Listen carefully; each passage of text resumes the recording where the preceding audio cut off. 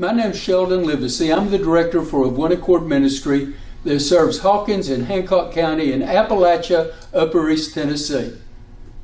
You know, over the last few years, we've done a really good job in recording our numbers and showing what God has done through us, through the numbers of people that we serve and some of the increases that we see.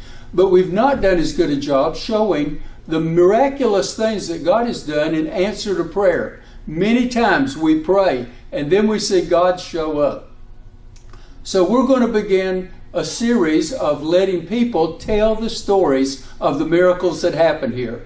I'm going to be telling some staff, some volunteers, and even mission team members that come in from other places in the United States will be telling some of these stories.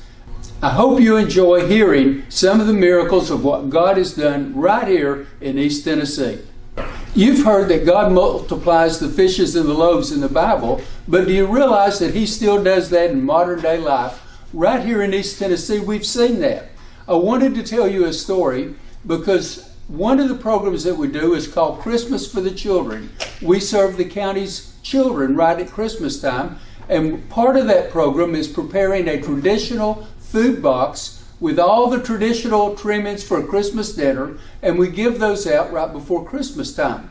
Well, several years ago, and this was at our other location, we were fixing to do that very thing. Back at that time, I ordered all the food in. I had it downstairs. The Methodist Church here in Rogersville was going to come on a Saturday morning, and back at that time, we did about 150 boxes. Today, we do over 1,300.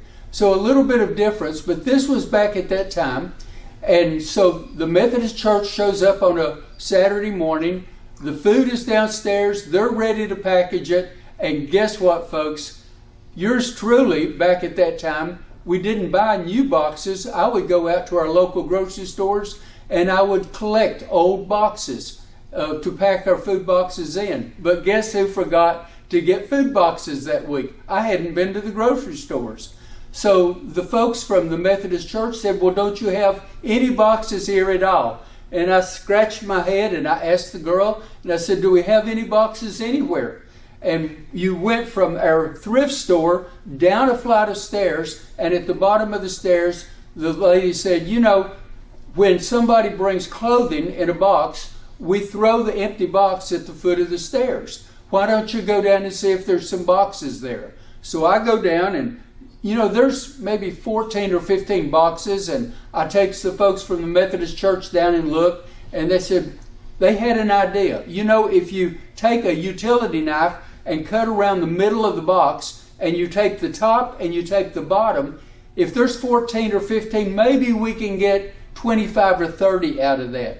Why don't you do that? We'll make up as many boxes as we can, and then Monday morning you'll just have to go out to the grocery stores, get some extra boxes, make them up as you go and as you give them out. And I said, you know, that's not the best option, but that's what we can come up with.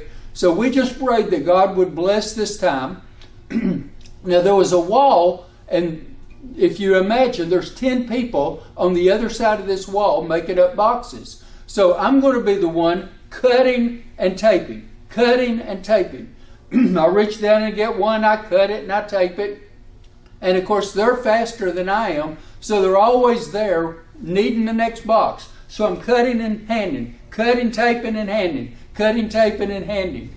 In a little bit, one of their team members comes and he says, do you have just one more box? The last box was laying in the floor. I tape it up and I said, how many did we make up? And he said, we've done all 150. We didn't have but about 30 boxes there, but God multiplied the fishes and the loaves because the people we serve are that important. Now, you might not see miracles like this in other places of the country, but in Appalachia, we see them like this all the time. That's why we're telling these stories, so that we can bless you with the fact that God still operates in modern day America, in modern day world, just like He did throughout Bible times. Thank you for hearing. Thank you for being with us today.